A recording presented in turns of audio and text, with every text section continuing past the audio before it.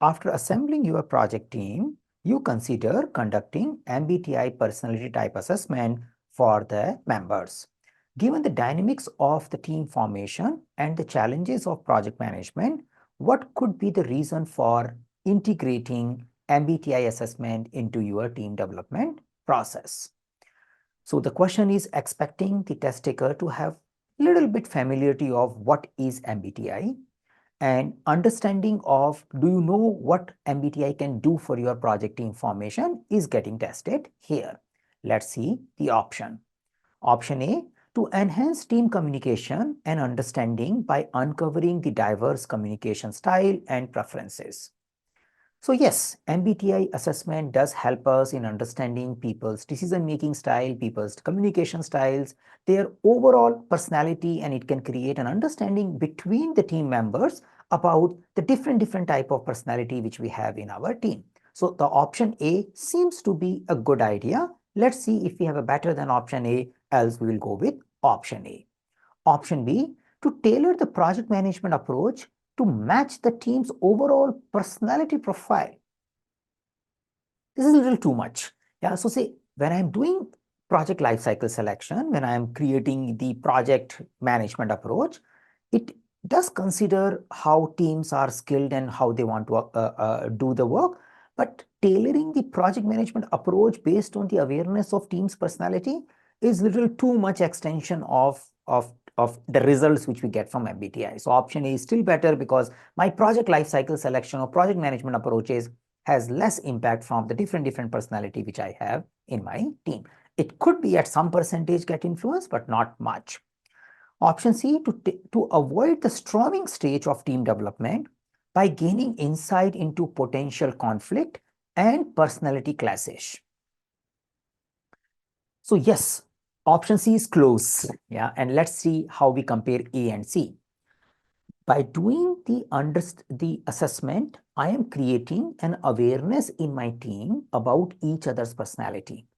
And yes, the more we understand each other, the more we have a better trust. And we also understand the hidden messages when you make a particular statement, and which reduces the conflict, increases the overall understanding. Yeah. So reduction in the conflict is expected to happen because we are building trust and we are building empathy and understanding.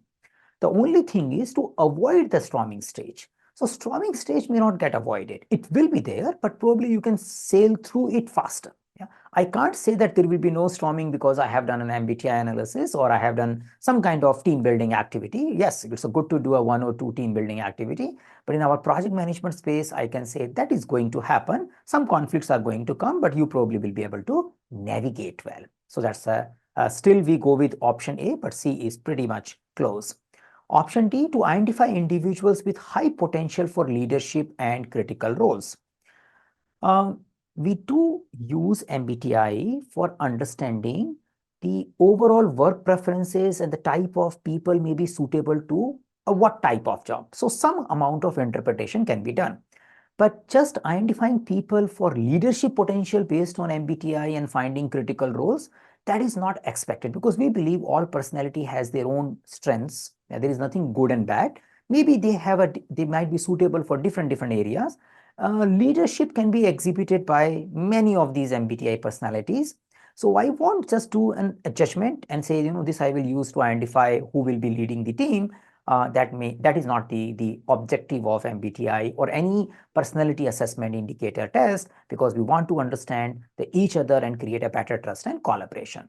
So looking at all these options, I go back and select the option A, which focuses on it enhances the team communication and understanding by uncovering the diverse communication style and preferences and the way they make decisions, the way they interpret the information. Yeah, so that's the option A is the great choice. Now, this particular question is mapped to task 14 of your people domain, which focuses on promote team performance through the application of emotional intelligence. This particular task does talk about that you should have an awareness of personality indicators and personality indicator test. Now, from a PMP exam perspective, you don't have to master MBTI. You don't have to remember all the personality types and try to interpret them. Very, very unlikely that those kind of types comes into the question. But yes, you should understand the utility of such kind of personality assessment test help us in creating better understanding and build trust in the team. So task 14, promoting the team through the application of emotional intelligence of a people domain, is something getting mapped here. Yes, we are indirectly focusing on team development. Yeah, we do focus on emotional intelligence because that's the task is pointing to. And yes, we have discussed a personality assessment tool, which is MBTI in this particular case.